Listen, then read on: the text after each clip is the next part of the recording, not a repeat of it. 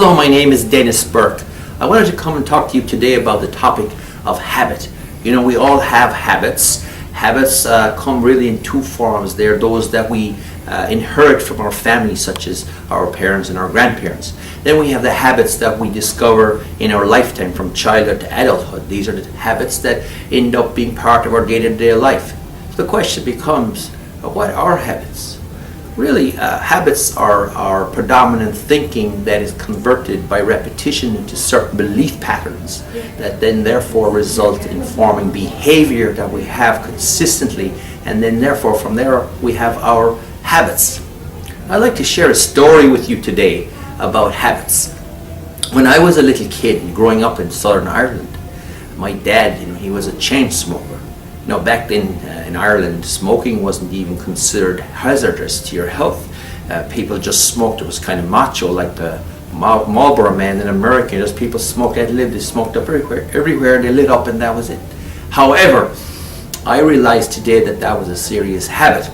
And back then, probably in the late 60s, middle 70s, he smoked, as I said, 3 packs of cigarettes today. He smoked a cigarette that did not have a filter. They were called sweet afters, and he kept one over his ear, and then he had one in his mouth.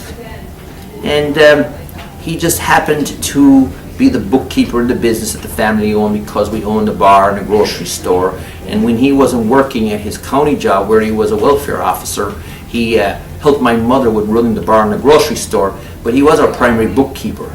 And so he kept the books. He had a ledger, an old-fashioned style ledger. And then the people who got credit from the business, such as they needed bread, milk, sugar, whatever they did, he put it in this ledger. And so as he's writing, he has this writing going on, and his eye is flickering while he has a cigarette in his mouth. And then as he gets about a half an inch away from the end of the cigarette, and he's blowing out the last piece of it, he takes the cigarette off the top of his ear, sticks that one in his mouth like this, and he lights this one up. He puts the one on the ashtray, and then he keeps smoking on this one here. And then again, his eye is flickering because he has the smoke going up in his eye. He keeps writing. He keeps writing the things that he sold to people that they didn't pay him in full for. And this routine goes on with him until one time, by the way, I don't recommend smoking. It's very hazardous for your health, by the way. It's a very, very bad habit.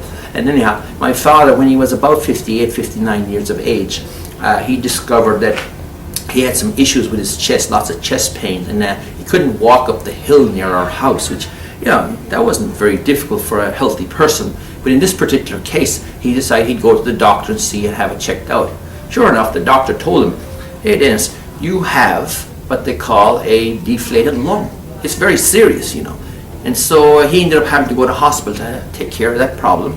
And while he was there, he decided that, wait a minute, this is really something that can affect my life in a bad way. The smoking is causing me to have so much issues with my health, and particularly with my collapsed lung. So his decision was to quit smoking. Now today, he is 90 years of age, and he looks back on his life, and he often tells me, I had a bad habit. It was called smoking. And I'm so delighted that I quit that habit, because it would have just killed me. I'd have been dead a long time ago. And he said, I would just tell people, advise them, any habits that they have that are not helping them in their life, they should totally quit them immediately.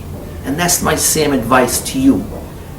Decide what you have going on in your life that's not a benefit to you, that is a habit in your life, that's limiting you to doing the things that you want to do and the things you want to achieve in your life.